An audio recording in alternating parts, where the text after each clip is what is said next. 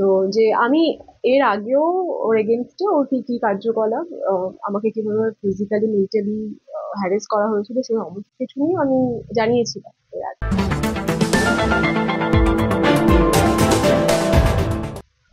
আজকের দিনে দাঁড়িয়ে ওটা যে এআই ভিডিও নয়, এটা মানে বুঝতে গেলে কাউকে এডিটার হওয়া লাগে না বা স্পেশাল কিছু নলেজ হওয়া লাগে না। এটা যে কোনো মানুষ দেখলে আজকের দিনে দাঁড়িয়ে বলতেই পারবে।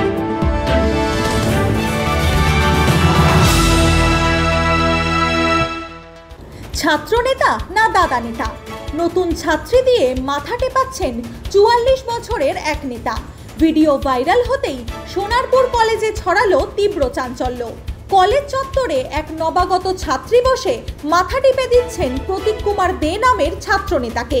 বয়স 44, কিন্তু এখনো পদবী ছাত্রনেতা, এখনো কলেজের ছাত্র পরিষদের কোঅর্ডিনেটর, সঙ্গে রয়েছে রাজনীতির একাধিক গুরুতর পদ।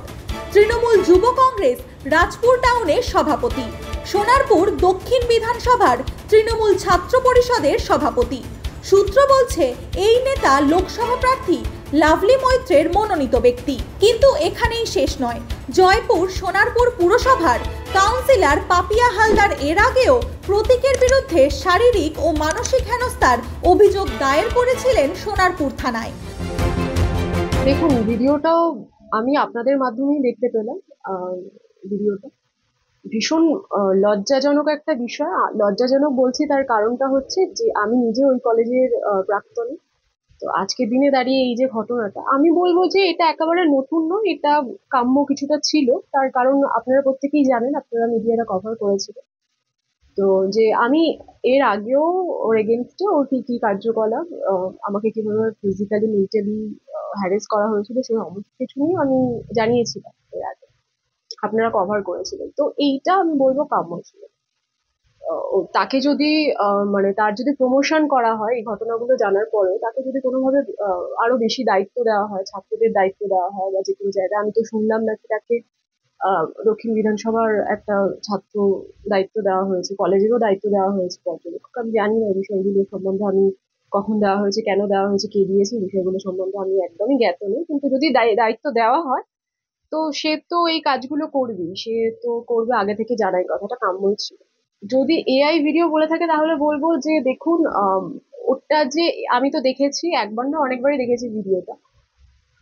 আজকের দিনে দাঁড়িয়ে ওটা যে এআই ভিডিও নয়, এটা মানে বুঝতে গেলে কাউকে এডিটার হওয়া লাগে না বা স্পেশাল কিছু নলেজ হওয়া লাগে না। এটা যে কোনো মানুষ দেখলে আজকের দিনে দাঁড়িয়ে বলতেই পারবে, বুঝতেই পারবে যে এআই ভিডিওটা ঠিক কেমন হয়। প্রচুর অরিজিনালিটি থাকে এআই এর মধ্যে, কিন্তু এআই এআই হয় আর অরিজিনাল অরিজিনালি হয়, যে কেউ দেখলে বুঝতে পারবে। দেখুন, আমি বলবো যে এটা আমাদের তৃণমূল দলের সংস্কৃতি নয়। এটা